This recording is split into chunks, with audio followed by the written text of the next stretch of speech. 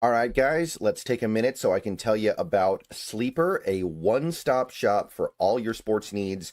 You can celebrate and chat on sports games in real time with other users. You can get the fastest scores, blazing fast sports news and sports alerts right at your fingertips. And of course, you can use Sleeper to play in fantasy leagues and win real money on picks contests. This is the way sports were meant to be enjoyed together. So download Sleeper today.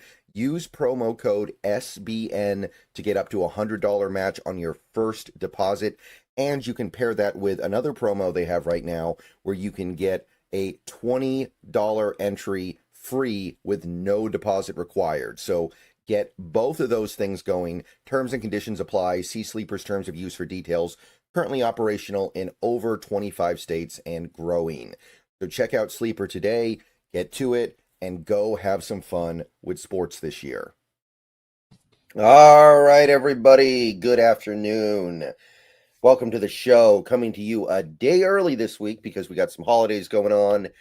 Honestly, I think for a lot of people, the holiday has already started. But welcome to the show regardless. The Seahawks played a game last week. They got a game this week. So we got some stuff to talk about. I am Brendan, and that is Brandon. We get together every week to do this. Brandon, how are you doing? Always good after a victory, Brendan, and especially good after what's been a really fun season watching this team. Mm-hmm. It's great to win. Everybody wants to win, but they've not been painful victories at that as well. We haven't had the heart attack Hawks at play, so I'm feeling good, man. Yeah, I think most people would agree with that. I think that most people didn't think this was going to be a spectacular year, and so far I would say that it has been. So we got 6 games left in this regular season, and then we'll see where things land for the postseason. But we got to get through these last 6 games first. We do have an interesting game coming up this weekend. But first, just to take a minute about the Titans game, not the most compelling game the Seahawks have played all year. So I know there may not be a lot to say coming out of it. But do you have any general thoughts after that particular bout? I think it's one where you get right game is the way you think in mind on this.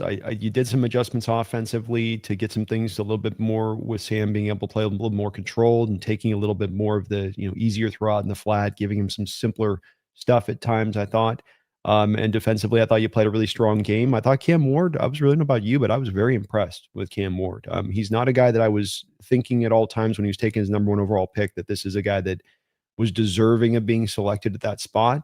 But I can't deny the fact that the kid, and especially going back and watching the all 22, you're breathing down his throat constantly in this game. I don't know if you had 40 pressures. This was totally charted by PFF on this one, but I do think that you were really making his life hard and harassing him, and he was just sometimes finding a way. I think the future is very bright for them with that kid, as long as they can get that operation put together correctly out there. Yeah, that was probably his best game of the year so far, especially given who it came against. Pretty fun game for him, pretty exciting. You definitely saw the upper limits of what he might be able to do in the pros. And it like a lot of people were a little down on the defense after that game, but I really think Cam Ward just did some really impressive stuff out there more than anything else. Yeah, going back to Washington, we watched him all the way back at Wazoo, and you always saw the pocket toughness and the pocket awareness is very high on him, and being able to sense what's around him. He also kind of adds this like little third aspect of it to where he can get the ball to the guy without having his feet fully set and then needing to get his whole throwing motion into it. He's got a strong enough arm where he can kind of be hit and still kind of get that thing off. And he just played a marvelous game. I thought he was really inspired in his play, and Seattle defense was taking it to him. I mean, they're making life hard. I also think a little bit of it was that second half where you lose Tayakata, and so you go into a little bit more of conservative mode, defensively speaking. They were dialing a lot more stuff up in the first half and blitzing and really coming after him in a major way. In fact, as much as they'd done all year in that first half. But then it seemed like once you had D'Anthony Bell out there that you just kind of pulled back on the stick a little bit. Right, and it makes sense to do that because I don't think D'Anthony Bell played poorly or anything, but I do think what you can do is a little bit limited with him out there. And depending on how things go the rest of this week, we might not even we might be down to D'Anthony Bell for a big chunk of this upcoming game. We'll see what happens with Okada and Love, but no guarantee we have either of those guys. So that'll be interesting to see how much things get adjusted if that is the case. Yeah. Also, Quandre brought back in the fold too, so that you never know, they may surprise us and say, "Hey, he's going to run out there over D'Anthony," because D'Anthony Bell's more of a strong safety. He's not a split shell guy, and that he can go free or strong. He is more strong, and Kobe is kind of already your strong. Kobe could maybe do some free safety stuff, but I'd estimate with Quandre, of course, you have more of a pure free back there, and if you just cut, maybe you aren't going to call as much of the intricate coverages this week, but maybe you don't think you feel like you have to because of the quarterback you're facing on the other side and the offense you're facing on the other side. But I thought that was a real key signing, giving you some insurance there. Right. So one thing that we've kind of seen over the last few days, coming on the heels of that Rams game the previous week, of course, and then with some of the plays that happened against the Titans, there seems to be some concern about Sam Darnold with turnovers. According to PFF, he had 2 turnover-worthy plays that just didn't turn into turnovers on Sunday. Where do you stand when it comes to the whole turnover stuff? Because that was also something that Darnold was asked about by the media last week, and he talked about it, and it seems like a lot of Seahawks fans sounding off about it. Like, where are you when it comes to the turnover discourse? I really feel like it's a bit overstated, to be honest with you. When it comes down to the turnovers from Sam Darnold, we have one game this year that you can very keenly point to and say his interceptions cost us this game.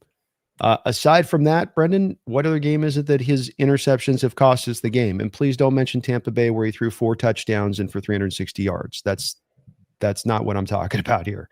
That's him performing at a exceptionally high level throughout all that game, and a ball bounces off a helmet. So I don't think that can be one we go, well, there's one right there where he threw a pick in a game. See, because I know you don't think this, but I'm sort of intimating what I'm trying to pick up here, which is that I feel like there are Hawk fans a little bit here that I get this sense of. And frankly, I've kind of been around this track a couple times with Russell Wilson and with Geno Smith. So I'm kind of aware of this that exists within the fan base. And especially when it comes to quarterbacks, it just seems like there are those fans that'll go, I don't like this guy. I don't want this guy. I want something else. And they start from this position. And then you have a guy go out there and perform better and perform well. And they're dead silent when he surprises. They're quiet as hell.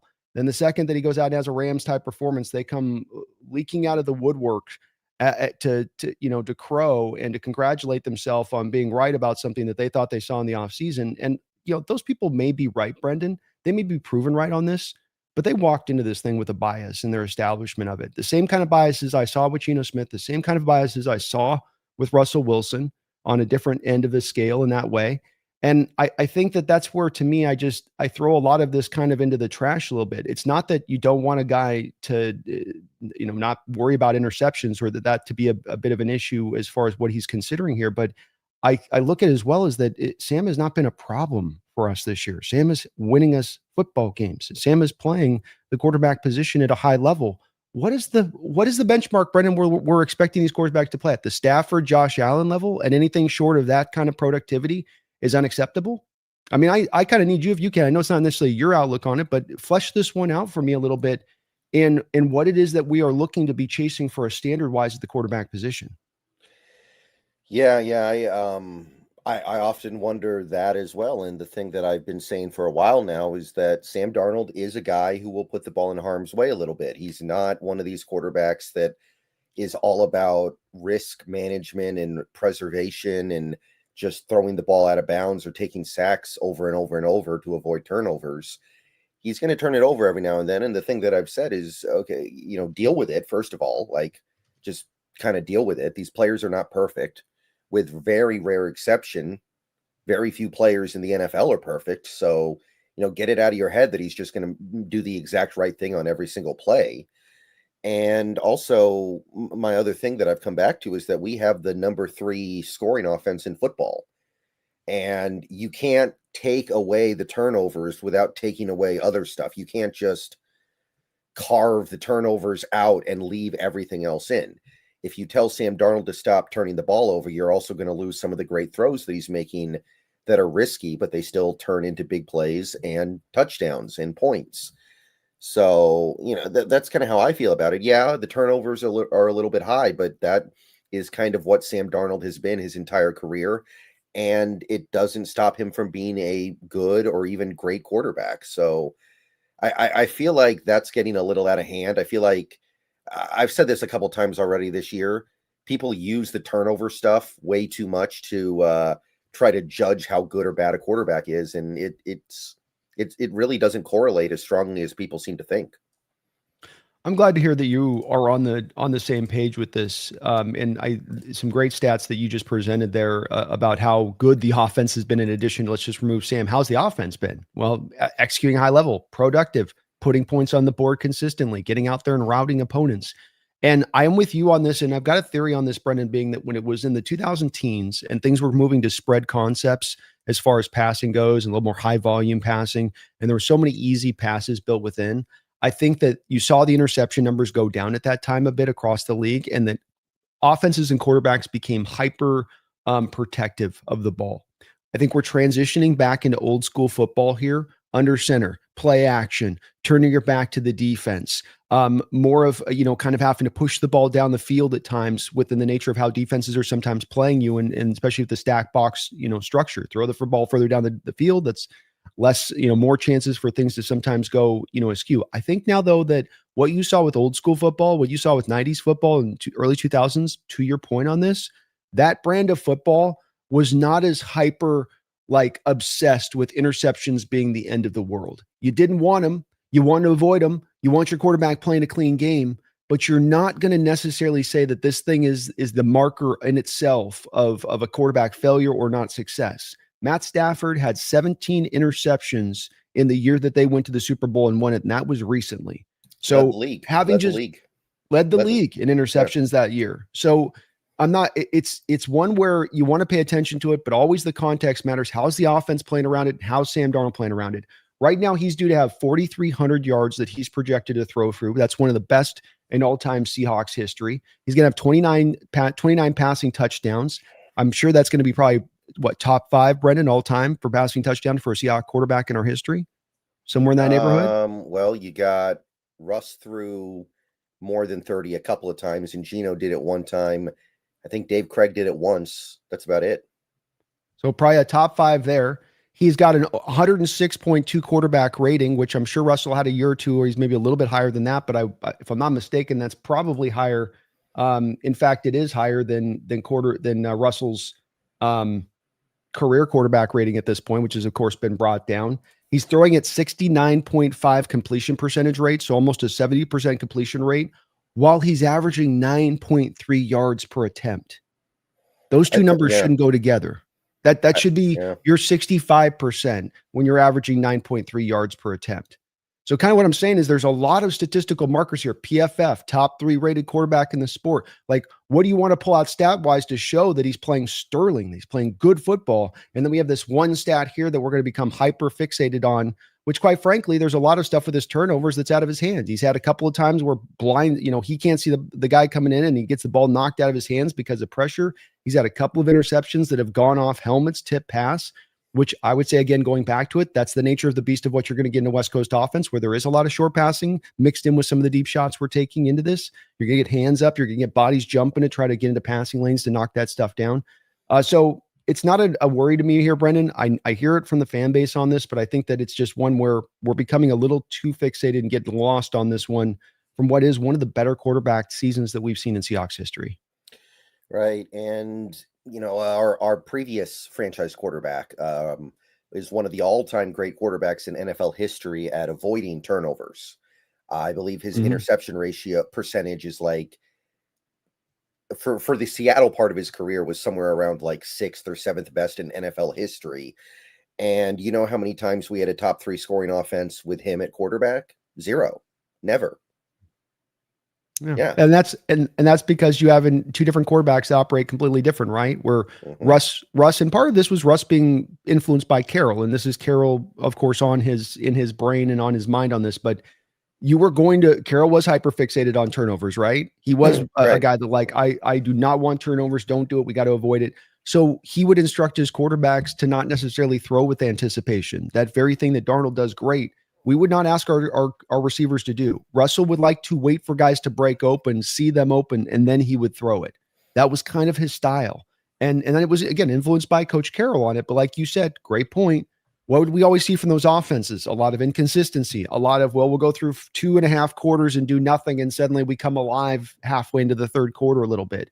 What do we see with this offense? Able to score right out the jump, able to put opening touchdown drives together, able to have moments like this last week where we don't punt until there's 10 minutes to go in the third quarter for the first time. You get those kind of benefits on the back of an offense that stylistically runs this way versus the opposite. Yeah, and it maybe it means we're a little more high variance, but embrace the roller coaster a little bit, right? I mean, it can result in great things. You can win a Super Bowl turning the ball over a bunch. You really can. Mm-hmm. As long as you're explosive offensively, as long as you can still put consistent drives together around that, you absolutely can. Mm-hmm. So I think we're both on a similar page here. I think that is something that people need to kind of learn how to live with, and also understand that it's really not that big of a deal. Like it really isn't. Like look at Josh Allen. Josh Allen was leading the league in turnovers for quarterbacks pretty much every year until last year. Did anybody think Josh Allen was a bad quarterback until last year? I don't think so. Yeah, agreed. It's good. Another good point. I think we've got a lot of statistical points we can look to on this, to where we go, look, this isn't. Let's not just look at Sam in this. Let's look at the big picture of this throughout the NFL on it. And interceptions aren't good in themselves, and you want to look at them, but there's so many good things to the side of it, that you can't let that wash out this one bad. Right. Okay. So I can't really think of too much else from that Titans game. It was just kind of a show up, put up your 30 points, have the game be over with. There wasn't much to it. Game ended up looking a lot closer than it was because of the punt return touchdown. If not for that, this is probably a game that we sleepwalk in the fourth quarter through. A little bit of drama at the end because of it, but I can't think of too much else to say. No, and even the punt return, there was a block in the back and a hold on the play. So Yeah, it was. I saw the hold. It was on Kendrick, right? The block in the back was on. It might have been Kendrick. Yes, the hold was on Kendrick, and then the uptake man on the right side gets blocked in the back. The initial guy coming up there gets pushed right in the back, right in the open there in front of the official. Yeah, that set me off because they were calling it tight the whole game. Like there were so many flags the whole game, and then they decided to swallow it there. That I was not happy. And from an official standpoint, that's when you get flags. When the punt returner reverses field and the blocks go from, I'm sealing the block here because my guy's going behind my back, to the guy's going behind your back. Now I want to hold on to that. I don't want to release that because I have no way to block you. You've got the leverage away from you when he tries to sprint away that other side of the field. So another place where officials, you go, why didn't you see that exactly? It was blatant, happened twice on the play, and this is what happens when you get a punt returner reversing field like that. Mm-hmm. But pretty typical stuff. I think we both thought that it might be a blowout, and in our defense, there was a point in the game where it was 30-10, which is very close to the scores that we had. And then Tennessee put up some points at the end, which I was never worried we were going to lose that game. I'll put it to you that way. I never really got to that stage of it either. You got the game in control, and you weren't able to fully put them away. But I mean, you basically had them in control throughout this game. Yeah, in the modern NFL, if you get to a point where you need to recover an onside kick to win, the game's basically over. It's almost impossible to recover those things now. Another game ending in victory formation, man. That's an example of you had it pretty comfortably. Right. So real quick, we did have a little bit of stuff happen during the week. You mentioned the Quandre Diggs signing. Just a couple of hours ago, it was announced the Seahawks signed Cam Akers, the running back formerly of the Rams and of the Vikings. Maybe he's here to give us their playbook. But it's also might mean that George Halani is out for at least some time, and we need a third running back. Akers completely shredded his knee a few years ago. Took a long time for him to get back. I don't think he ever really did get back all the way, but he's still in the league at least. Yeah, I mean, he's not been given a lot of run, but you do look recent history here. I know absent this year, he hasn't really had any run, and he was stacked up on the depth chart with Minnesota because they had signed Jordan Mason this offseason, and they already had Aaron Jones. So there was just not, if those two guys were healthy, you weren't going to get any touches. But he was okay. 2024, he was averaging 4.3 yards per carry. So he's had some low end ones too as well. That Achilles is a tough one, man. Some guys don't always come all the way back. And he looked great for that playoff run they had, the Rams, when he did bounce back. He looked like he'd been almost like he was able to come back initially, like you'd seen him, but it didn't seem like he was able to sustain that, Brendan. And he's got to make sense though. He's a pro. He's been around the block. He'll be able to pick up this playbook really quickly. And you're hoping you're not having to utilize him a whole lot with your 1-2 running back punches you have it set up. Right. Again, I think Helani's probably going to miss some time, and it's too bad. Helani was doing some nice stuff. I appreciated what he was doing, but not a loss that should really affect much of anything with this team. No, I think you're able to sustain this one. Okay. Yeah, and kind of exciting news here, or at the very least, it's interesting. Riley Mills has had his practice window opened. He's got 21 days to be activated, or else he reverts to IR for the rest of the year. I personally don't think there's a lot for him to do on this team right now. It's if he was active right now, it'd be great because we don't have Jaron Reed. But by the time Riley Mills is ready to play, Jaron Reed's probably going to be back. So I don't really see much from him this year, but he can practice now. So maybe he gets on the field. We'll see. I think you're going to kind of keep an eye on things with this as far as your health situation goes. If a Leonard or a Byron Murphy had an issue here, I think you have this kind of locked in where he's ready to go to be loaded in there and thrown out there if you need to call upon him. But absent that, if you maintain your health and with Jaron Reed, as you said, comes back, I think that you'll probably end up punting this one. And the real key here on this one is that you can get another year of eligibility with him as far as on this roster. You don't lose one rookie year because when they're injured all year like that, you get it then push out their free agent year that 1 year farther. Is it worthwhile to do that for a collection of a couple of games? I can't see how the team would think so. Yeah, that's what we did with Darrell Taylor. I remember he was restricted that last year instead of unrestricted because he missed his entire rookie year. Yeah, I think that this is the ideal here, unless if you get the injury that changes things. But if you can keep this health, Jaron's due to come back here soon. I think you just you roll with what you got on this one and call it a day, unless they're seeing some monstrous like performance on the practice field from him or something. Yeah, which would surprise me given I like Riley Mills well enough, but I don't know if you've seen the chart that got posted the other day, but we are getting such a high level of play from Big Cat and Murphy. It can't be beneficial to take those guys off the field. I can't see it. And he's not going to be a nose tackle. He's a 3-tech, Brendan. Oh, yeah. And again, a guy that transitioned recently to 3-tech in college. So he's not a refined, polished 3-tech here. This is a guy that's going to be already raw as the day is long. And that does mean he's going to take probably a little time to develop. Yeah, I would be inclined to agree with that. I'm kind of looking at him as a guy to kind of come in after Jaron Reed's gone, which is probably after next year. I'm not even really thinking about him that much for next year because, again, where are the snaps going to come from? You got Murphy, you got Big Cat, you got Reed. It doesn't fit together. I agree with you. I think I'd bring all three guys back and bring Riley within the mix of that, and then he just gets his snaps where he gets his snaps at that point. And I have no issue doing that because we know we've been very beneficial. We've benefited highly from the health of how Leonard's done, and Byron Murphy's been able to be pretty healthy here through his first 2 years, but.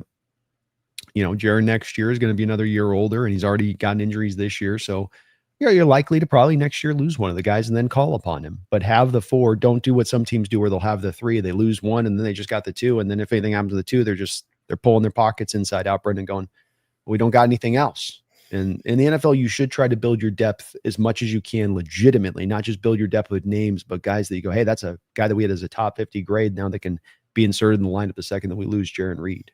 Right. And in fairness, I do think we're kind of in that spot right now where we have our top 3 on the defensive line. And like, who is the number 4? Is it Mike Morris? Is it Quentin Bohanna?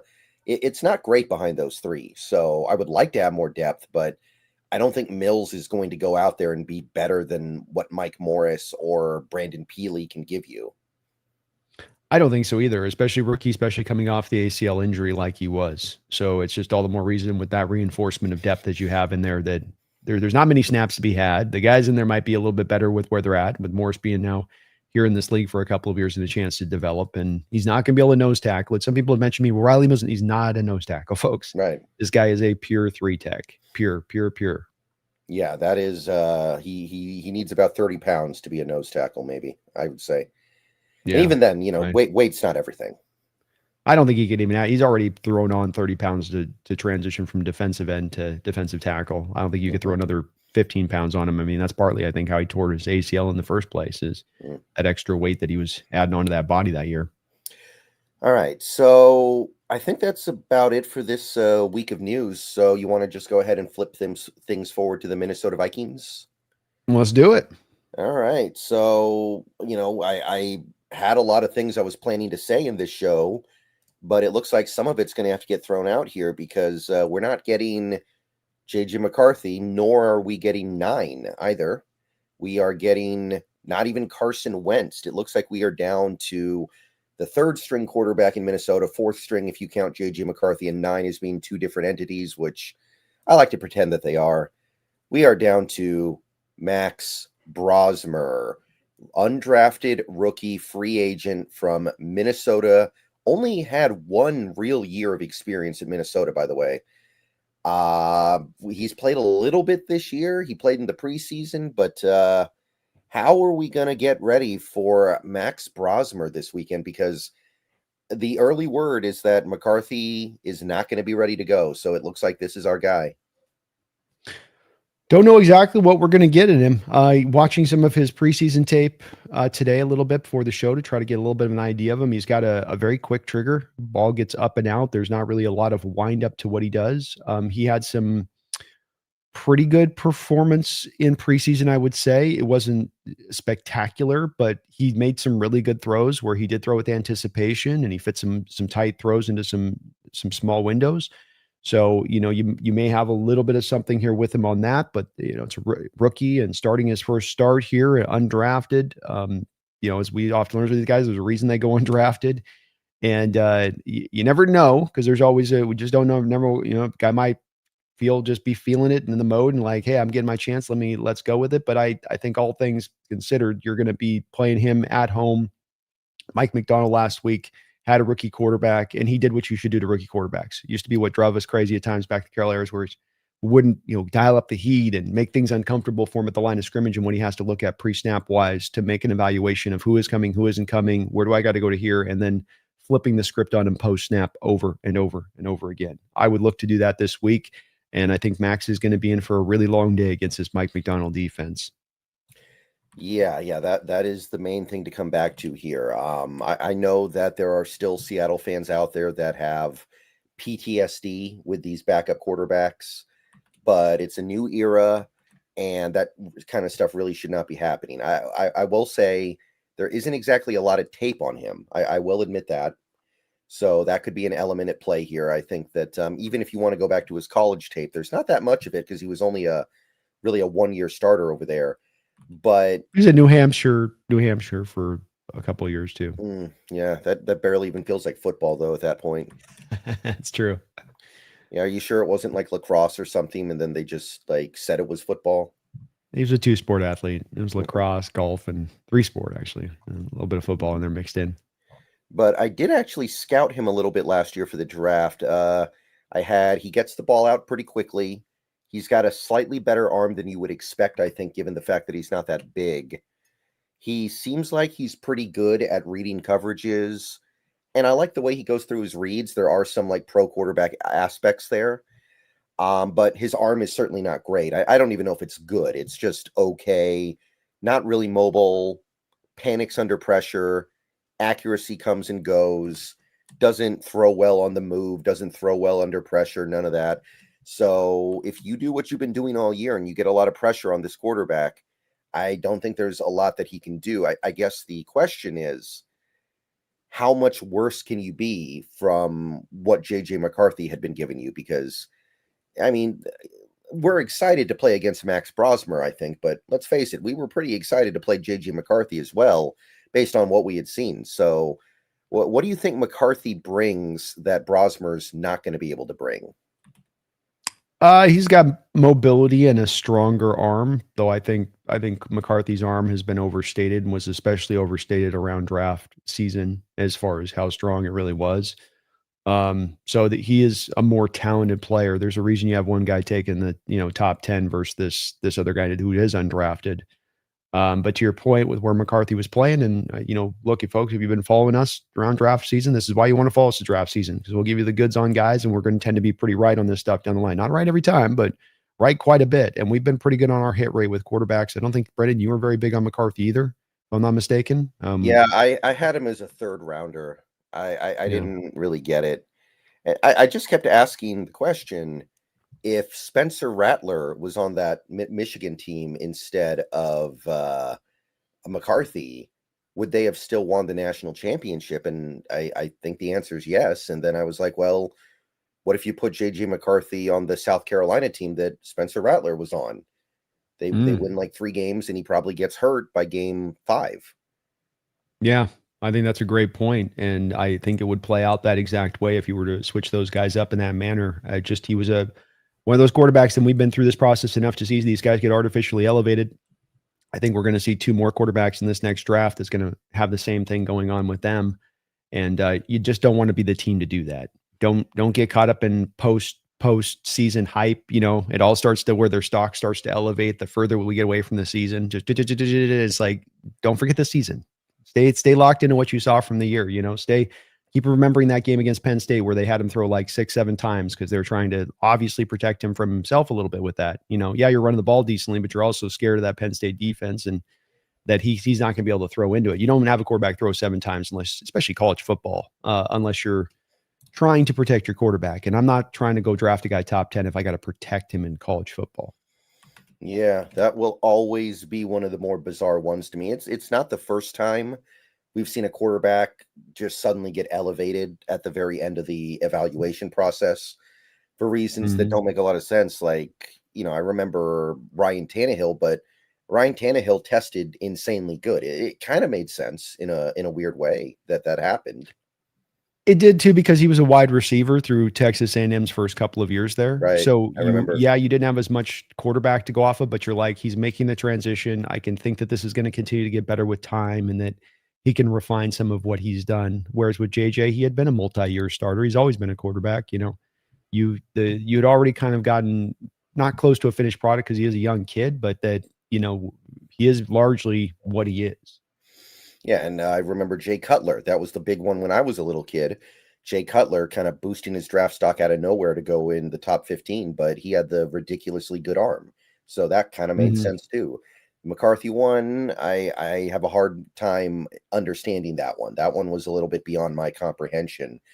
And I do agree with you that there is this kind of natural reaction you have as a football fan to go, well, Brosmer cannot be worse than McCarthy. But uh, that NFL arm thing that you were talking about, that weighs heavy. Like the ability to at least threaten that, hey, I might be able to go down the field here. I might be able to go take the top off versus a guy like Brosmer who can't. He just doesn't have the arm for it. Mm-hmm. Yeah, there's certain throws that you just don't worry about with him because you go, I just don't think he can make that throw across way over here on this side. So you take away the stuff that he does want to do, with it. It's part of why I always say arm strength and processing are my 1-2 punch of things that I'm looking for with a quarterback prospect, because if you don't have either of the two, or you're missing either of the two, you really do feel that from that quarterback on that field, snap in and snap out, throw in and throw out. Yep. So yeah, very limited quarterback. I like his brain, but the flesh is weak. The spirit is willing, but the flesh is weak. I think your scouting report hits it right on exactly to what I saw, by the way, in the preseason stuff that I checked out here before the show, where it's that quick release, like you mentioned in your scouting report. Processing, I did see him on preseason going through a couple of reads despite being a rookie quarterback. So he did do a little bit of that on the preseason tape. And he's decisive with the football. He's not going to probably spend a lot of time sitting back there patty caking the ball, partly because he's not a mobile guy, so he can't afford to do that type of stuff. But he's gonna see it and let it rip. So it could be a little like that Saints game we played earlier this year, where you had Spencer Rattler getting the ball out very quickly, and Seattle's defense did fine in that game. Although Rattler didn't play the worst game ever, I No, do think we're probably going to see something like that this week. Yeah, I would imagine short passing attack, heavy amount of running from the Vikings, testing our light fronts, our light boxes. I would imagine you're going to get a lot of that. They don't tend to be a super hyper running team, but you got to have to feel like O'Connell's going to maybe switch that a little bit this week with the rookie quarterback starting.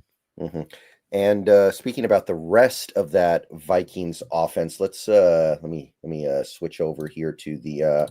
You put this together throughout the week. You want to talk through what you got here on these Vikings offensive guys, keeping in mind a lot of this stuff may not really be applicable because it's Max Brosmer, but it's all we got. It's all we got, man. It's all we got. So I think that this does tell you a pretty clear tale here, Brendan, about where Seattle's going to be able to have some inroads on this. The pressure rate for the Vikings is 23rd in the NFL right now. So and that's on the bad side of it. What you do track on this, though, is that you notice they're 22nd in having a low blitz rate against them. So high pressure, low blitz rate. Why are you able to get that done then? Front four is getting it done. This is benefits from Seattle, right? Because we tend to like to run the front fours. That's in our favor. But of course, too, it's also McCarthy there and Carson Wentz before him, 26th with time to throw at 2.9 seconds. So in the bottom of the barrel as far as holding onto the ball a long period of time. Another thing that does not set up well for the Seahawks defense, because the Seahawks defense generates a lot of pressure, but they tend to take a little bit of time to generate it.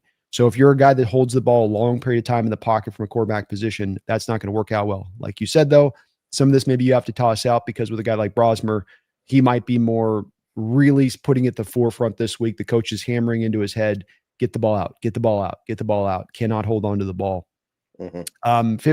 15th in average target separation with Jordan Addison and what's the other guy? I'm spacing his name. Jay Jettis. Jay Jettis, Justin Jefferson. So they're not, it's incredible separation, especially Hawkinson in there as well, middle of the road. 9th in play action. This is going to be a big key in this game where I think they're going to attack our light boxes and then they're going to do a lot of play action stuff off the back of that. And that's going to be a challenge for us, especially if we do struggle at all to stop that run game from the Vikings.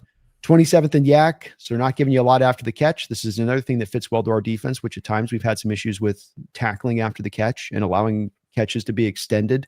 So them not being particularly good at it, it works in our favor pretty well. Base light box at the 25th highest rate in the NFL. What do we like to do, Brendan? Light boxes. So This is what teams are doing. They're finding success, leans right into what we like to do. 28th in stack box rate low. So teams are not blitzing and they're not stacking the box to generate the pressure against this Minnesota Vikings team. 53% of the runs are to the outside. And that's the 11th highest. They're having issues with some of their players setting the edge consistently. The linebacker play, they've had to sit down Ivan Pace, the kid that actually had a pretty good year for them last year due to tackling, due to how he's playing as a run defender, how he is in coverage at times. So you're going to see again back to how fits well to us as far as being able to defend. I think the outside run where we're more vulnerable is to the inside, where you have the two outside edges and you have the two inside linebackers and you have the 6-man box. If you're coming downhill into the A and the B gap, that's where we're susceptible. If you're going to try to take it to the outside, that's where we're going to be able to bring those bodies back up and keep the gap integrity, and the help can arrive then, essentially is what I'm trying to say, Brendan. So pretty well as the designs of this Vikings offense works, it goes pretty well like a lock into a key a little bit for a Seahawks defense from my perspective. What's your take? Yeah, and a big piece of this is what they've been dealing with on the offensive line this year, right? Because they had a good offensive line last year. It took a hit when Darisaw got injured. And they really tried to build it out this offseason, right? They signed Will Fries, they signed Ryan Kelly, and they drafted Donovan Jackson. And Darisaw's gotten hurt again. I don't think he's going to play this week. We'll see. But it doesn't seem like he's going to play. Donovan Jackson's hurt. Doesn't seem like he's going to play either. I think Ryan Kelly just got back from injury a couple of weeks ago. And I think Will Fries has missed some games this year as well. I'm not sure about that one. Don't quote me on that. But they have been incredibly beat up front, and it has been about as bad as it was at the end of the year for the Vikings in 2024. So that's been a big part of them not being able to do the things that they typically do. But it's kind of almost in many ways a bland offense. There's which is very surprising for a Kevin O'Connell offense, but it feels very bland to me.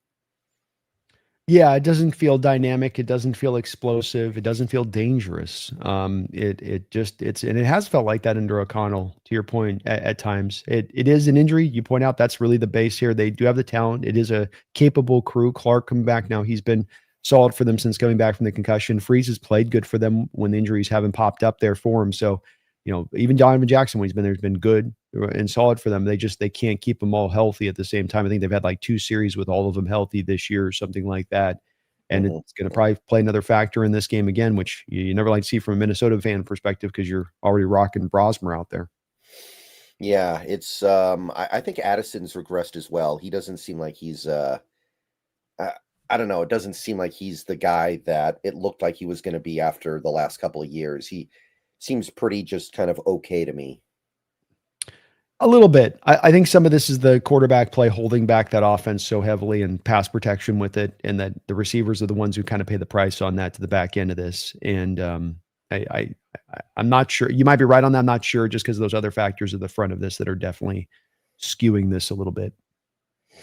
Right. So, what else is there really to say? They don't run the ball very well this year, I've noticed. Aaron Jones has not been that effective. Hawkinson doesn't seem like he's what he used to be either. I think that injury he had, I want to say last year, apparently I read somewhere it's something that might kind of derail his whole career. Jeez. So that could be really unfortunate because he's people forget how talented he is. He was a top 10 overall pick, I think, right? Yeah, no, or he was. If he's not top 10, he was right in that area of a very highly selected tight end and where it was taken at. And Hmm. I'll tell you, Brendan, I think that one of those golden rule of thumbs that we should apply as an organization to the draft that I'm a big in favor of is at this point. I don't know if it's ever smart to take a tight end in the first round with the miss rate of those guys that get taken in there and versus the hit rate that you see in the second round at times with some of the success stories that we've had in the second round tight ends. I just don't know if it's smart to do so. I think you end up getting caught up with some of these like physical measurable stuff with these guys. Like all of them, it seems like when you backtrack, it's like they all got the wonderful physical measurables that end up blowing you away, but it almost gets you lost in the fact that maybe they're not a particularly great football player, when it's all said and done. Yeah, I think we But got to again, with keep like, Hawkinson, maybe some of this is injury too. yeah, I think it's the injury thing really because apparently the thing he had to deal with, I think it was last year, is something that could affect his entire life. Like it's never going to totally go away. It's kind of like I think Joe Namath had the knee injury in Alabama, and he just had to get Mhm. shots for it for the rest of his life. Yeah. And Yeah. there are a lot of Alabama fans that claim that Namath would have been the greatest of all time if not for the knee. Like they think he would have been what Johnny Unitas was. Yeah, he shredded his knee. So and that was before they could do the ACL repairs. They just basically like put some ice on it and get back out there kind of thing. And then you keep playing on it and then you don't have it ever heal. And then it gets worse and worse and worse. Marino kind of had the same sort of thing with his lower legs. You watch Marino, like when he first walks into the lower legs, he's kind of thin. By the end, those things were tree trunks by the end of his career, with like 15 different pieces of equipment coming off the knee. And Yeah. it was pretty next level. But yeah, Hmm. it's tough, man. How would you defend Jefferson in this game? Would you have Woolen follow him, or would you just live with whatever happens naturally? No, I would probably run this pretty straight up defensively where, I tend to have one guy on one side of the field, another guy, Witherspoon over, and I think it's Witherspoon to the right side of the field, Woolen over to the left side is how you've tended to run this. And what I would do as a defense is I would run a lot of stacked boxes and simulated pressures, but I would probably peel out of that a little bit of the actual blitzing. I'd blitz early on like we did last week and then kind of dial it back as the game goes along, but stay committed to the stacked boxes and then just keep falling back into cover two. It doesn't have to be cover two with the two safeties. As we've seen with Seattle, it can sometimes be cover two with one of the safeties and one of the corners becomes the cover two guy. But every time you're getting the help up over the top and kind of removing that at the same point in time, selectively take some risks in this game and getting after Brosmer. And because you don't feel like his arm can attack, maybe Jefferson get open deep. Doesn't mean Brosmer can hit it deep if he Hmm. does. And same thing with Addison. And I think I'd like to see the challenge of, it's like a shooter in basketball where you're not sure if he can actually shoot. You stand off of him a couple steps and you're like, take a shot. Let's see if you can hit it. Let me see if you can hit it if we're dialing up a little bit of pressure in this game. I think offensively we'll get our share of points. Offensively we'll move the ball. So we can have a little bit of room for error in this one in that way, I think. You don't have to go crazy town with it, but it showed last week that you take these rookies and you throw all that heat up at the line of scrimmage and you give them all that stuff to process prior to the snap. You've got their heads swirling post snap. Yeah, I like it. I don't think we need to go crazy here. I don't think there's any reason why. Don't need to put more stuff on film for other teams. So just play it normal and see if Brosmer can even make NFL throws. Maybe he can't. I mean, we do see guys who cannot make NFL throws sneak into the NFL every now and then, and maybe Brosmer will end up being like that. Minnesota fans are saying they want to get a look at him. They've got some optimism for him. I think some of that's born out of the fact that he played for Minnesota last year in college, where that's always going to endear you to local fans a little bit. But we'll see what we get with him, man. I do think that you're going to be able to take it to them and that this matchup works really heavily in their favor with offensively where the Vikings are at right now, despite all the talent that they have on that team. Let's see here. We got a couple donos here. Jeffrey Thistle, thank you for the $5. It's not just Sam. The entire team needs to prove they can beat contenders. Not convinced we can beat the Niners or Rams down the stretch. Well, we will get to find out with those two teams specifically, so that's kind of nice. But what I would say... Okay, go ahead. Sorry, go ahead. No, you go ahead. I didn't mean to... Okay, what I would say is that in some previous years, when we would play these contenders, we would get blown out. That has not been the case this year. So... I don't feel a sense of dread when it comes to playing these teams like I might have a couple years ago. So I understand that we haven't beaten a contender yet, but I'm not concerned that it's something that we just cannot do. Almost swallowed there. I share your outlook on this. Jeffrey, I get where you're coming from as well. I think it's a valid criticism of the team to take a look at. The strength of schedule for the Seattle Seahawks up until this point this year has been the second easiest schedule in the NFL behind just the New England Patriots. The future strength of schedule for the remaining portion of this year puts the Seattle Seahawks at 29th easiest, or the third hardest remaining strength of schedule. So to your point, Jeffrey, we're going to learn about this team on whether or not they can take these teams down this home stretch. And it's on them to make this. In a lot of ways, you're going to have to probably prove this just to get in the playoffs. You're going to have to take one or two of these guys just to get into the playoffs. So we'll learn the answer to this question. They have not necessarily beat these teams. Back to Brendan's point on this, you've lost these 3 games by a collective, 7 points? In all 3 of those games you've been in down the line, all those games you've come very close to taking the win. So I have more confidence than ever before, like Brendan. I think this team's going to prove that they're ready to take this step this year, and we're going to get a couple of these wins down the stretch. Maybe it's only a Niner and a Colts, and you still are not able to topple the Rams, but that they will have taken down a couple of teams that had really good records. We have already so far even this year, but just further, be able to kind of quiet those questions that are, I think, valid questions, Jeffrey. And either way, when we get to the playoffs, and it does look like we are going to be a playoff team, you're going to have to play those teams. You're going to have to play good teams in the playoffs. Like, I don't think a bad team is getting in the playoffs this year in the NFC. Maybe you don't believe in the Bears, I guess, and they would get in because they could win that division. But I think the Bears are good at this point. They're fine. They're good. It's kind of an open division this year out there, and there's been some inconsistency with some of the teams we thought were going to be the, blue bloods of that division. Right. We also got this from Jeffrey. Thank you for the $5 again. All my opinions are on hold until we face the next postseason contender. Half the Niner team on IR. If we lose again, I'm going to lose my mind. They're very annoying, man. They're very annoying, those Niners. Half the team on IR, and Robert Saleh is really, really good, man. I don't know what else to say. He should probably he's probably one of the guys at the top of the list to get another head coaching job this offseason. I mean, I don't know how he can't, especially as bad as the Jets are being run. So I get it, man. Jeffrey, I totally get where you're coming from on this. This has been the part that's been missed the last couple of years and still been somewhat missing this year. Your hallmark victories this season are Jacksonville Jaguars and the Pittsburgh Steelers, essentially. Or Houston Texans, I guess, would be one of your other 3. And those are solid wins, but it's still not, none of those teams are a contender. Right. So we got the Niners in week 18, right? Last game of the year. On the road. Yeah, I'm feeling pretty good about that one, but we'll see what the situation is for that game. Like, what if the Niners already have their seating locked up? Like, if they're already stuck in the wild card. Like they may not even really take that game all that seriously. We'll have to see.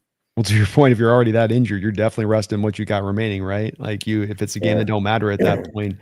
And they lost Brandon Ayuk in that situation this last week, which was always to me a little bit of a worry that maybe that guy comes back in and reinforces those ranks, because Juwan Jennings, Ricky Pearsall, and Brandon Ayuk healthy makes that receiving core look a little bit differently than what it's looking like this year so far. So he's out on this now. I think when it comes down to it, two guys that have really harassed us and given us hell, Fred Warner and Bosa, both of those two guys being out. When Bosa went out halfway in the game last year on the road against the Niners, we were able to really get the offense going. When Fred Warner was out this year for that one drive against the Niners, that was our one scoring drive in that game. Yeah. I think that we're going to be able to really exploit that. Yeah, you should be able to, for sure. So we got a little bit of interesting football NFL breaking news here. Not Seahawks related, but can you give me a drop real quick? Give me a breaking news drop real quick. Let me see if I got one here. Hold on. I don't think I got one on my deal. I got to do the yeah, that's what I meant, man. Police Academy style. Oh, there we go. There we go. I got to get that freaking on my drop, man. All right. Frank Ragnow is coming out of retirement for the Lions home stretch run. Wow. Okay. That is out of left field. Yeah, that is out of left field. So, cool. You always wonder why more players maybe don't do this, where you can avoid all of training camp and through most of the rigors of the year and get yourself in shape, come in for the home stretch, especially a guy like him who's has body beat up so much, so often. It's good for the Lions, man. It's a big boon for them. Yeah, that might actually flip things a little bit in that division, because they're only behind Green Bay by half a game. Like that could tilt things. That's big. Absolutely, he was, I think, the second best center in football last year. Yeah, when he's out on the football field, he's top end, top notch. So it's hurt them this year losing him, no doubt about it. They've been able to find some footing here and there, but that was a big loss for them this offseason. Yeah, and if I was a football player, I think I'd do that a lot. Like I'd retire and then just come out of retirement with a month left in the season, like 5 years in a row. I'm surprised more players don't do that. You're right. Like people have been talking a little bit about maybe Aaron Donald doing it, which is absolutely terrifying. But like, why wouldn't you do that? Like that makes sense, right? Maybe your body can't hold up the whole season, but it can definitely hold up for 2 months. Well, yeah, Brandon Graham also do this with the Eagles here recently. So maybe this will be part of a little bit of a newer trend where players are willing to be open to doing this. And if I'm a team, I would definitely be open to it. Hey, I got a guy that I know can give me that help down that stretch run, and why not? What do we got to lose on it? It's not going to cost us a lot of money to do this. It's not any risk. We don't have to trade any draft capital. So maybe we'll see this be more of worth the 17-game season, and players like, I don't want to go through that long ass thing. I'll do the back end. If you guys are okay with that, throw me a couple $1 million and all right, bet, let's do it. So good move, both these teams, and good to Detroit be able to bring him out of retirement like that. Mm-hmm. Yeah, that's it's fun. It's fun. I like it. Interesting stuff. And we also got another from Jeffrey. Thank you for the $5. After a decade of bad OL play, I always evaluate offenses from the OL back. Even Mahomes can't play behind a bad OL. The thing about this that is kind of crazy, because I did a video about this earlier this week where Sam Darnold's on pace to get sacked 17 times this year. And that would be by far the best any Seattle team has ever done in terms of sack per or pass attempts per sack. Like even the Walter Jones offensive lines never came close to what we're going to do this year. And it's in 4 out of 5 spots, the same players that we had last year. And it just goes to show you how important the Kubiak factor is here. Like Kubiak, what he's been able to do with, by and large, the same offensive linemen that Grubb and Waldron couldn't really get anything out of in this regard anyway, is it really goes to show you how good a job he is doing. It does. It's a good point on your part, because as well, this is one of those things that's not stat trackable, right?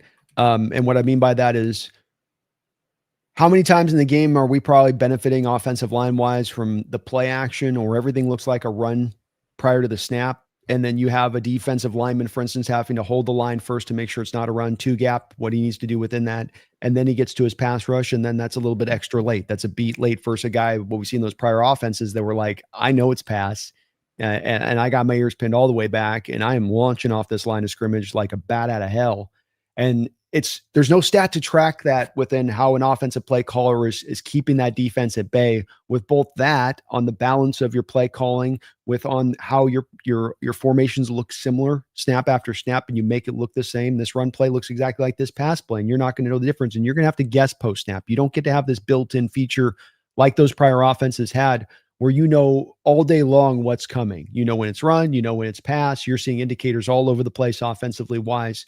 And then the second part of this too is that there's a big part of this, even though they're taking shots down the field and getting those plays, that's happening at times out of max protect. That's not happening out of you spreading everything out and having like bare minimum pass protectors and then Sam out on an island.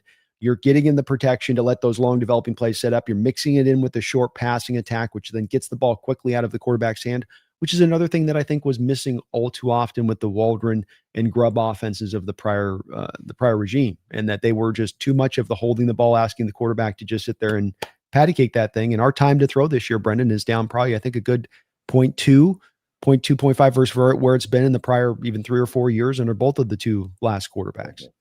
And that might not sound like a lot, but it is 0.2 seconds. And it doesn't sound like much, but it really is. It's significant. It's a significance between this having 40 sacks on a year and ending up with 20 sacks on the year, quite frankly, to a degree. I mean, some of this is the other stuff I just talked about too, Brendan, but it's all of that. And to your point, this is the benefit of having a capable NFL ready-made offensive coordinator. Mm-hmm. Right. And let's see, we got one more super chat here. Crack and Smack, thank you for the $2. Cam Akers to Seattle, I heard, should be good. Well, hopefully he doesn't have to play, to be perfectly honest. Like, hopefully he gets on the field maybe twice the whole game. Like, that would be preferable, honestly. Yeah, he's a vet, Crack. He's a guy that had some tremendous quickness coming out of, I think it was Florida State. Just really nice feet. Coming out of Florida State, there was a lot of sort of that Dalvin Cook, James Cook kind of pace to his running style. I think he's had to become more of a little bit of a grinder since the Achilles injury, and a little bit more of I'm going to fight and scratch a little bit to get what yards I can get. Not quite the same level of quickness he once had, but a functional player who should be able to come in and get acclimated in the offense really fast. And if you do have to call upon him, should be able to execute. Mm-hmm. Mm-hmm. But probably do a little bit on special teams. I think that's how Halani got hurt, right? He was on special teams, if I recall. I think so. Yeah, that sounds right. Okay. So I believe that is it for the donation. So let's try to do a little bit of a sleeper discussion. You ready for that? Let's do it. Okay. So let me get the overlay up. Let me do this, and let me try to get this screen sharing program to work. Can you tell the people about Sleeper a little bit while I'm working this out?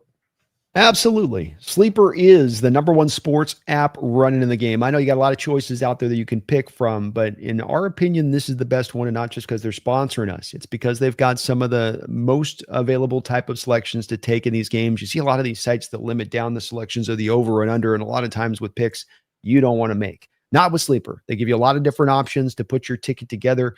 Me and Brendan like the over and unders, but you can also get into still the weekly fantasy if that's your cup of tea.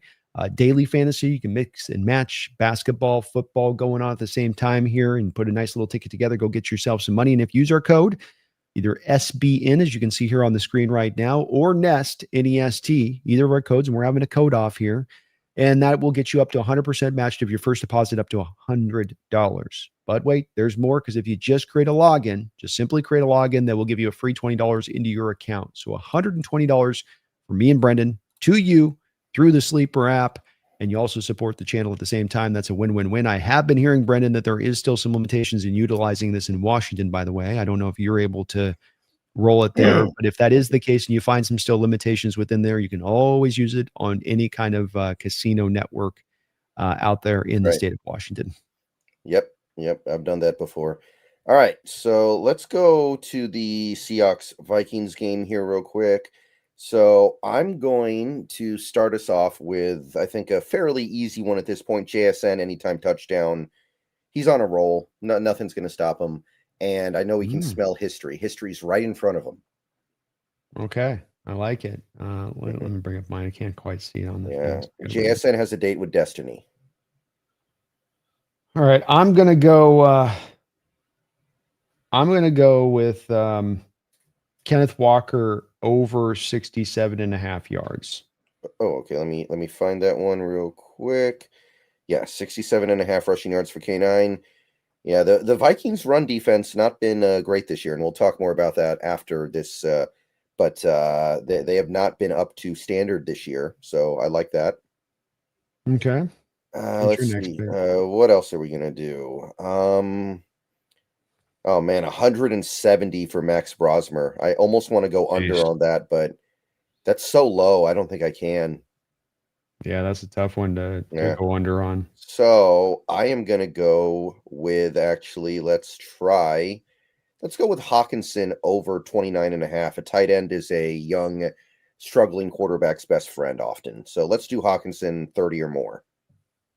And I'll finish up the ticket with Sam Darnold at over 232.5. I think Brian Flores is going to blitz the house, set up a lot of audible calls to quick passing, and having you at least early in this game dialing up a little bit more passing off the back of that. And I think he's able to, especially when you blitz. One of the problems with blitzing is you can have the price paid on the back end of doing that. Flores does a good job of covering the back end. We'll talk about in a second here, but I still think Sam gets his yards. All right, so we got Darnold over 232. We got K9 over 67. We got JSN anytime touchdown. And we got Hawkinson with 30 or more receiving yards. That is 7.1x. So you can go on a $10 entry there, go up to 71. So get on over to Sleeper again. Use the code I'm SBN. He is NEST. Either way, you get a 100% match up to $100. And don't forget about that free $20 as well. So get on over to Sleeper and have some fun with sports this year. All right. So I think that, I think we're good.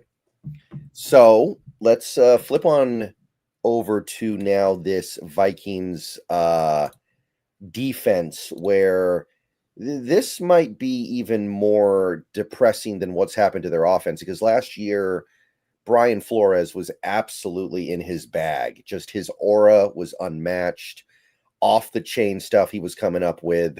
And that Vikings defense was downright elite. I think they were fourth in scoring. They led the league in interceptions by a mile. They were cooking up all kinds of crazy pressure. And so far this year, they did add on a little bit. They got some new players. They got some good guys. There's some talent there, but they just it hasn't been the same at all. They're actually, I think, second to last in the league in picks. They're not really getting pressure the way they were last year. It's a tough sight. Like, what happened? How did this switch get flipped so quickly? Well, it's not been anything specific as far as there's a major catastrophe or injury. I think there's just a variety of things going across the board here, Brendan. They moved on from Harrison Phillips in the inside. That's hurt their run game because they've gone to Hargrave. You and I both know from Hargrave's days going back to the Eagles, he made a choice. I'm going to be a pass rusher and I'm not defending the run anymore. I mean, he chose to do that. The Eagles. He continued that with the 49ers. It was not going to change with the Minnesota Vikings. They got Jonathan Allen in there as well. They tried to kind of stack up too many three techs on the inside. That's led to some issues in stopping the run. They can't set the edge. That's led to some issues in stopping the run. The linebacker play has gone downwards. Pace has been exposed a little bit with that. Harrison Smith, who's maybe going to be a Hall of Famer when it's all said and done, is very old on the back end. I don't think that he's playing anywhere near where he used to play. When you look at the numbers on this, Brendan, Vikings are a team that's going to get after you. Teams are passing on the Vikings at the lowest rate of the NFL. This is part of, like you said, the struggles to the run, and the struggles to the run being a variety of things. Linebackers and the front. It ain't just, well, the front's struggling. Well, they don't have a nose tackle. Well, the linebackers can't tackle. It's all of that stuff. They are second in pressure rate, but some of that comes, in my opinion, Brendan, from that being first in blitz rate. Now, it's some guys are still playing pretty good. Greenyard's still playing really well for them. They've got some dynamicism off the edge with Van Geekel as well, and he's a good all-around player who had Defensive Player of the Year. It's not quite having the same year as he did last year. You know, last year he was in the voting for Defensive Player of the Year. He's not in there this year right now, but they are going to blitz you up. They are going to bring it a lot. And what you get with Brian Flores is he's kind of the master of the fire zone blitz. So he's going to bring stack boxes up and do that. You can see that fifth and stack box rate. So they are on the high side and how they utilize that. They then fall away of that, but they fall away of that to tending to be in a 5-man blitz front. So they're not sending 6-7. That's not casino blitzes you're tending to get. It's the 5-man blitz. And like with McDonald, there's a lot of at times trying to then clean up to deep off the back of that. But every defense is then going to choose holes within it from that. Short and intermediate type throws are the ones that, by and large, I think are going to be there for Sam. He's got to recognize the blitz and then throw into the hot route read of the blitz. There was a play that we hit this game. It was kind of look almost like a sub screen where you're out of high formation. You do a fake handoff to Kenneth Walker. Oots goes through the hole, and then he breaks out to the right. Walker just breaks out to the right, and you have Walker throwing it out in the flat with Oots out in front of him.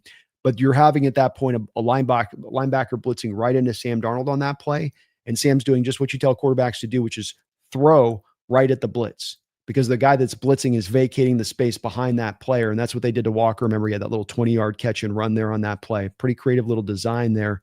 But those are the kind of plays you're going to be able to hit with the Minnesota Vikings in this game, and Sam's got to be able to identify the blitz. He's got to take his time up at the line of scrimmage, Brendan, and really not – he gets rushed sometimes where he doesn't let things kind of settle and then recognize it and then make the call and go. He'll get up there and kind of get in a hurry to get to the snap and to be playing with tempo, which I understand. But with this defense, you've got to be careful with that, and you got to be patient going up around the line of scrimmage and see it true. But you're going to blitz that much, no matter, even if it's just a 5-man blitz, you're leaving yourself susceptible onto the back end. Kind of surprising at how much they've stacked the box and still struggled to stop the run, Brendan. That's again going back to, like, if you stack the box that much, you should be able to stop the run pretty well because you have the extra bodies up there. That's though representatory of the fact that those defensive tackles aren't holding the line as well, and the edges aren't getting the job done as well over there. As in addition to that, Dallas Turner, the kid that they took in the first round, still quite struggling to get in there and solidify himself as not just only a starter, but really getting legitimate attempts in there to go at. And you're not getting a lot of light boxes in this game. Teams do attack the Vikings inside, outside in the run game from a pretty equal standpoint on that one. So I do look at this a little bit as similar to how we looked at and I'm interested to see where you stand on this, but when I look at these numbers, I walk away with it on similar to where we saw it to the defense, in that the way that this Vikings defense is structured up against what Darnold does well, what Kubiak does well, what our offense does well, it's kind of a mismatch. Like, I come back to, if I'm thinking about the defense that Darnold doesn't want to face, it's going to be a Rams type defense that's going to run front 4 and drop 7 into coverage. And he's going to have those passing windows squished down, and he's going to have to make kind of a tough decision with not a lot of room to do. And if you've got the front 4 that can generate pretty quick pressure, they don't have to blitz to do so. That's the team I think a Sam Darnold might have some issues with here and there. But a team like this that's going to bring the blitz, that's going to, I think he's pretty well accommodated, and we're pretty well accommodated offensively to be able to deal with that. Yeah, I was going to say, if you're talking about a team that's going to stack the box constantly, that's the kind of defense that Darnold has kind of punished all season, right? Like, these teams stack the box because they don't think JSN's a true number 1 receiver, and they constantly pay for it. The teams that have done well have tended to be the teams that don't stack the box. So you have that, and then you say they don't even stop the run well even with that. It's kind of Sam Darnold's dream to play a team like this. It really is. They also do this thing where, because he's so creative with his blitz packages, and that 5-man front can kind of be anybody, he does a lot of that spot dropping into space with guys you wouldn't typically think should be spot dropping into space. I mean, the Packers last week were able to target their linebackers in coverage down the field on like wheel routes and stuff on the running backs because they didn't trust them in coverage. They do a lot of like taking their edges and dropping their edges into coverage. So this is like a game where Elijah Arroyo or AJ Barner gets to be mismatched up against an edge out in space, working up the field. Like, Sam's got to identify that and target those mismatches and go after it, because that's where Flores can probably get it. He's a really good defensive coordinator. I love his scheme. I love being blitz heavy. But when you're this extreme to that area of it, and you're this complex, and you're this, it isn't even like McDonald has complexity, but he also builds a lot of safety nets within the complexity of his defense, right? The cover 2, you end up in a lot of times deep, and he's very much still keeping things protective. Flores does a little bit of that, but Flores is willing to kind of walk the razor's edge, I think, a little bit more heartily and a little bit of that sort of Bruce Arians like no risk it, no biscuit approach to the defensive side of the ball. And that's where you can punish them in real specific ways. Right. I remember last year the Vikings were playing man coverage at like a historically never before seen before rate. And I think it's come down a lot this year. I don't think they do it as much. They still probably do it a lot, but it's not Mm. obscene like it was last year where they just lived in man coverage. And it's if you're going to blitz, that is the coverage type you tend to lean off of the blitz. You can run zone off blitz, but if you're taking a percentage basis, probably like 75% of the time you're running blitz, you're probably running man coverage to the back of that for the most part, or having some man concepts within some zone concepts on the coverage on the play by play. Your linebackers maybe spot drop and your corners are in man or something like that, or your safeties are at the depth, but your corners are in man, something like along those lines. So another element at play here would just be Byron Murphy. Seems like he's regressed a lot from last year. Last year he I think made the Pro Bowl. He was one of the best corners. This year feels like he's been a lot more anonymous. Not much to really say about him. Just kind of out there playing, not remarkable. Yeah, he's not been able to match what necessarily did last year. And you saw in that one little stat that was on there, ninth in average separation too. So teams are getting a lot of separation, which you asked about why maybe they're not running as much man is probably because of the amount of separation that they're giving up with some of the corners out there. So are you feeling another big JSN game this week? Because we're playing for keeps now. If he keeps this up, we're talking about one of the all-time great receiver seasons ever. So do you think he can keep up that pace this week? Yeah, I do. I don't know if I see him going for 150, but can he go for 120, 130 this week? Yeah, I think he possibly could, or he should be able to, because this defense isn't one that's necessarily built up. If you're not dropping the 7 men in coverage consistently, you're going to have a harder time of rolling double teams to one particular player because you're already kind of down one body with the 5-man fronts. Now you roll a double team over here to this guy, and there's all this space all over the rest of the field for that quarterback to go attack mismatches one-on-ones. Right. So I don't know. I'm not too afraid of this defense, and I can't believe I'm saying that given what they did last year and how much they were theoretically supposed to be adding on this season, bringing in a guy like a Jonathan Allen, getting what was supposed to be far better play out of Dallas Turner. It hasn't come together at all, and they're I think 18th in scoring, and some of that is because their offense has been so bad. But even if you factor that in, I don't think this defense has been very intimidating at all.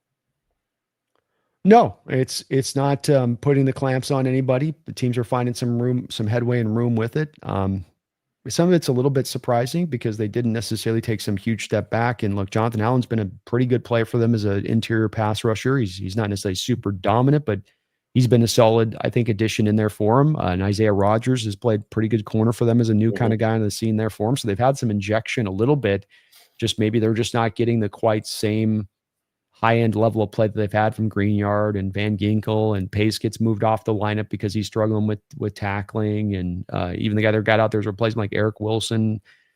He's been struggling a little bit, so it's just kind of having a collection of guys. And this stuff part about the NFL, I think, Brendan, sometimes like the Vikings are kind of not a cautionary tale, but something for us to always be aware of when we go into whatever happens this year, moving into next year, is that the NFL and why we like to be aggressive at all times is because you never know when things can just suddenly go off the rails without much, explanation, where it's just like, we just had bad luck here and there. And these guys went backwards here. And then this thing happened and that happened. It's like NFL can just be just a heartbreaker of a sport in that way, because the Vikings, I think, made a lot of smart moves this offseason, and even that offensive line that's been beat up, Brendan, has been good when it's been healthy. So it's like conceptually they weren't wrong, they just aren't on the right end of the injury side of it. I think McCarthy's the one decision that's the main bad one that you look at, but they had to do that almost as much as anything. Right. And I also wonder if part of it is when you have Brian Flores as your play caller on defense, you're inherently going to be high variance, and you have to learn to live with that. Like sometimes it's just going to be much better, but sometimes it's also going to be a lot worse than you expected. And there's not much you can do about it other than just deal with it. Yeah. Yeah. They're going to remain who they are identity wise, and being hyper pressure based, as any team in the NFL. that's where they're going to stay, good, bad, or the other. They're not going to transition in a game and go, well, the blitz ain't working. I guess we got to just go to the too high shell and stay with the front four and hope they can get the job done. A little bit of news from McDonald in the last hour or so concerning some of the injuries. Looks like Julian Love is not expected to return this week, probably next week. So probably no Julian Love, and also same for Eric Saubert. Both guys not expected to practice this week, which means I seriously doubt they play. So I think you can kind of cross them off. They believe that Ernest Jones will practice later this week, but they don't yet know how the knee is going to respond. So it's a little bit of ambiguity there, but that's all we got right now. Yeah, no Tyler, shocker. Okada not going to IR will be day to day, so that's good news too. So we may need Okada for another week, as it turns out. Yeah, if you're not Noah Okada, I mean, you very likely will get a lot of Quandre Diggs snaps out there, I will say. I'm not saying you probably split between him and D'Anthony Bell, but you're going to get some Quandre out there if there is no Ty Okada in this one. So not too surprising. We're still really in as good a situation, I think, as you could ask getting down into the home stretch of the season as far as looking at the injury situation, because everybody's basically going to be back on both sides of the football. And just that you're this deep into the season with that opportunity. I think some of this is being so much comfortably in these football games, being able to run the ball so often and pull these games down. Remember a couple years ago, the stat that we had with the year where the Niners, I think, went to the Super Bowl, where they had played, remember, a game and a half collectively in less snaps than our Seahawks defense had. I think you're going to see the Seahawks defense on the other side of that this year, and seeing that the total number of snaps pulled down, collectively might be a game and a half when it's all said and done. That's a contributing factor to allowing us to be this healthy at the end of the year, I think. Yeah, it's kind of like the year we won the Super Bowl, where a lot of people got hurt, but pretty much everybody was back for the end of the year. Like, I think KJ Wright got hurt that year, but he was back for the Super Bowl. Percy Harvin, of course, that was kind of the big one. 3 guys on the offensive line missed time that year, and they all were back by the end. The only guy who was injured and done for the year was Sidney Rice. So it's kind of coming together in a very similar way this year. Like, none of these guys are expected to be out for the season. No, and they're all pretty much due to be returning back very, very soon. It's not like we're waiting for a long period of time. I think Horton's the longest one we're gonna have to wait for here, but everybody comes back into the ranks, and this is a big important part of you making a run at the end of the season. Is playing your best ball, team coming together, everything continuing to improve, but also that you're able to maintain your health. Because just remember back the Niner playoff game a couple of years ago, Jonathan Abrams was out there for you at safety. You had no Kenneth Walker into, I think, that second half. You had an offensive line that was decimated. You had a defense that was beat up all over the place. It's a place you walk in playoffs and you're in the playoffs, but you're spent, shot, nothing left in the tank. Right. So in fact, have we had a single season ending injury yet this year? I'm thinking about it. I don't think so. I mean, McIntosh, right? Like, right. We've had a couple of those, like I think a low end one here or there, but nothing of anything of major variety. Right. And even if we had Horton right now, all he'd be doing is running cardio. I don't think he'd get the ball thrown his way, but maybe once every game. Like there's just not a lot he can do right now. Yeah, I think that they're being really conservative with him because the Shaheed addition and Bobo coming back and being healthy and White being able to hold out there and do what he's doing. They're serving roles, even if it's just being run blockers at times as wide receivers.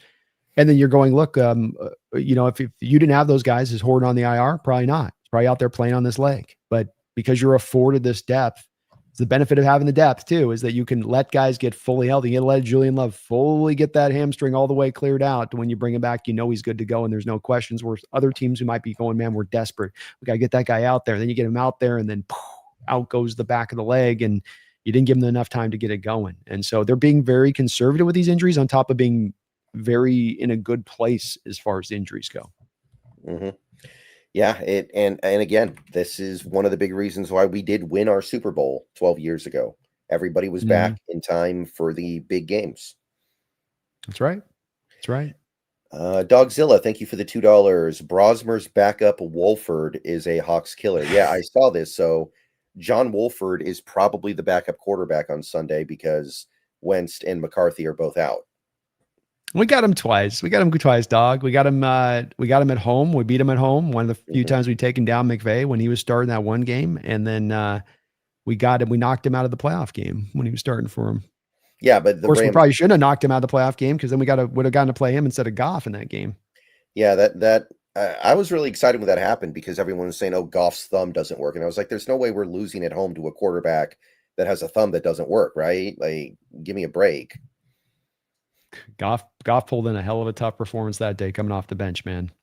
We Yeah, also kind of gave it to him with some of what we did with our process too, but um, he yeah, definitely he definitely came in there and balled out. yeah. And I remember the next week the Rams played the Packers, and the Rams lost. But Goff actually, according to the advanced stats, played the best game of his career in terms Mm. of making like tight window throws.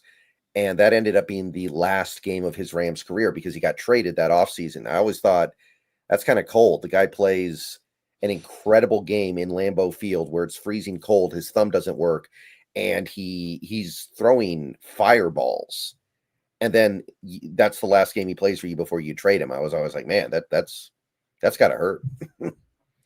That relationship went sideways really quickly between him and McVay, and McVay made that determination of not good enough. One can only wonder what it was or where he determined that to be.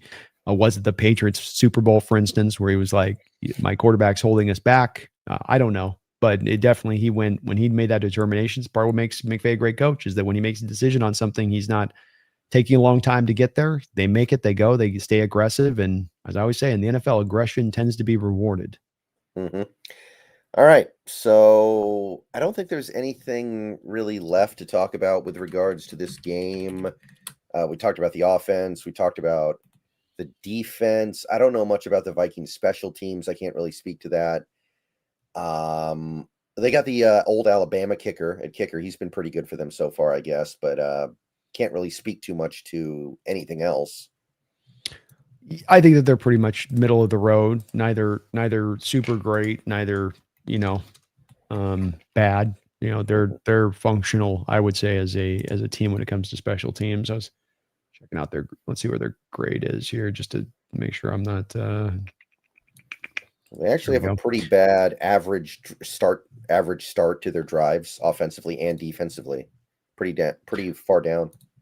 So, like, according to the PFF ranks, Seahawks have the third best. Well, they got the best. They're number one right now. So PFF Really? has them as the number one special teams. I wouldn't have thought that seen off of tape, but they've got them as the highest graded special teams unit in football. Seattle is the third highest graded special teams unit, according to for whatever you want to take that from with PFF. Of course, I think some of this, Brendan, is whenever I don't know if you ever look at the PFF scores for special teams grades. That's always one I look at and I go, I don't know how they determine what they're determining here on this. Like Yeah, it's there's some stuff that I think is in their blind spot, like yeah. fullback stuff. There are so few fullbacks in the league. I wonder how they really grade fullback play because they've been grading Oots very poorly this year.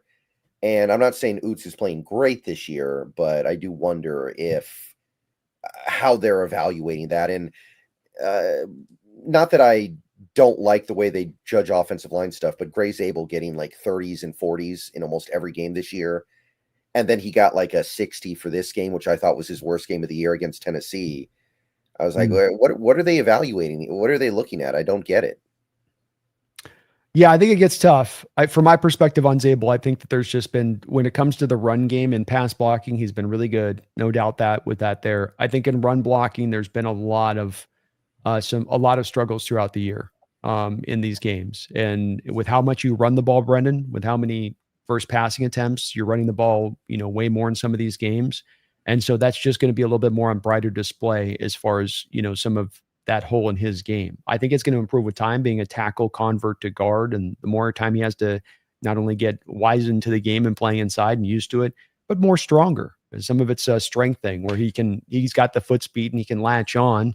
He just can't keep always the latch in place there in the running game. Like I think it will come with time. Hmm. Yeah, yeah. I'm feeling pretty good about that as well. I I just don't think the numbers capture reality. Like I look at that and they say Gray Zabel's one of the worst linemen in football. They think he's worse than Anthony Bradford. I'm like, I don't think that reflects reality well at all. Like, you can't tell me that Anthony Bradford is having a better season than Gray Zabel. Yeah, I would say probably not. I think the degree of difficulty is much harder for Zabel than Bradford. He's dealing one-on-ones. Bradford's going to get a little bit more help to the right side. He's going to deal with nose tackle. Bradford's going to deal with nose tackles. Zabel's going to deal with three techs, by and large. I think that's one where there's just a tougher degree of difficulty with Zabel's having to deal with in there versus Bradford too, which is a bit of a part of this. But yeah, I mean, look, the grades are sometimes a little bit weird, and they're always there, in my opinion, to be a tool. They shouldn't be just thrown away. They should be a tool. But you put them in addition to what you see from the tape, and you match the eyes to the grades. And when you do that, it does tend to align for me for the most part. There are outliers here, but I feel like sometimes with PFF, this stuff gets overstated on how off they are. In my opinion, most of the grades fit in alignment to when I go back and watch the all 22 after the game, they fit to pretty well in alignment with that. They're not perfect. There's room for them to improve, but they are a tool. They are a measurement. They are capturing fairly well the performance on the field from these players individually. Yeah, I agree. I think people are too hard on PFF, but I do think they have blind spots, and they're pretty easy to spot. Mm-hmm. Yeah, and that's why you got to take that measure of it can't be the end all be all on the grade in that way. But at the same time, all 32 NFL teams are utilizing PFF in every way. It's not just snap counts and alignments, and that's what they're using PFF for. They're also taking into account with these grades, not as an end all be all determinant, but as an additional data piece to the rest of what they're trying to do to make their evaluations on these players to determine whether extend or trade or part of the core into the future. Mm-hmm. So I think we said everything that needs to be said. So let's get some picks down, and that'll do it. So I think it's going to be kind of a sleepy game.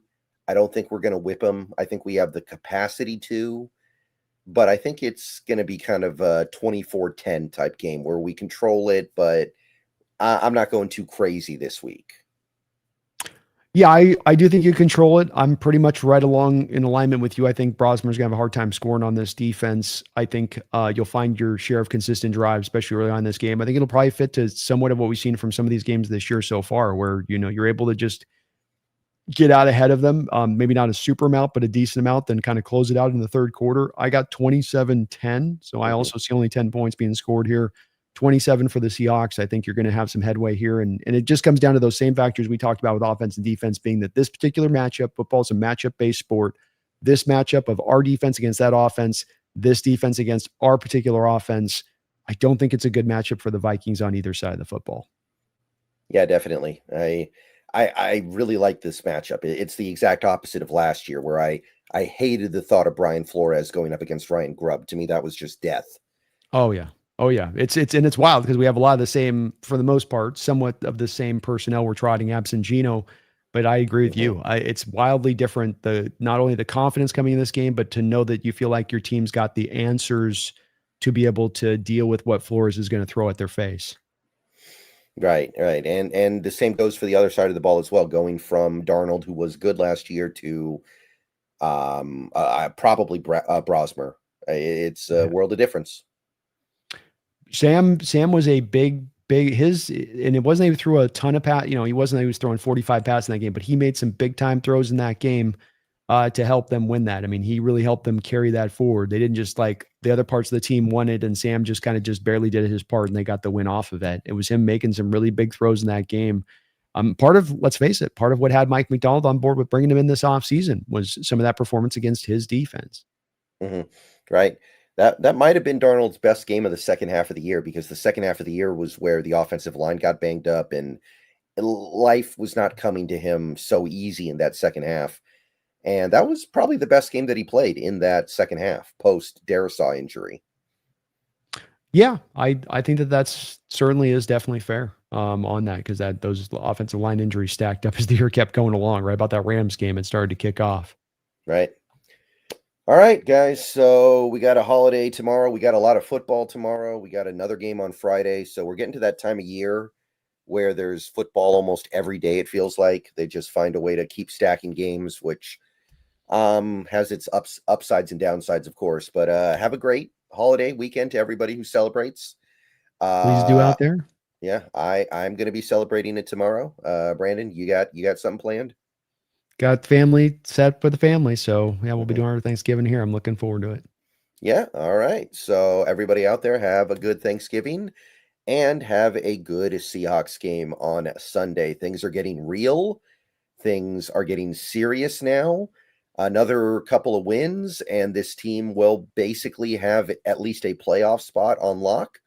And if we can pile it up over these next 2 weeks against very beatable opponents, we're gonna be in a good spot, people. So buckle up for it. It's gonna be a fun stretch run. And don't forget, go Hawks. Go Hawks.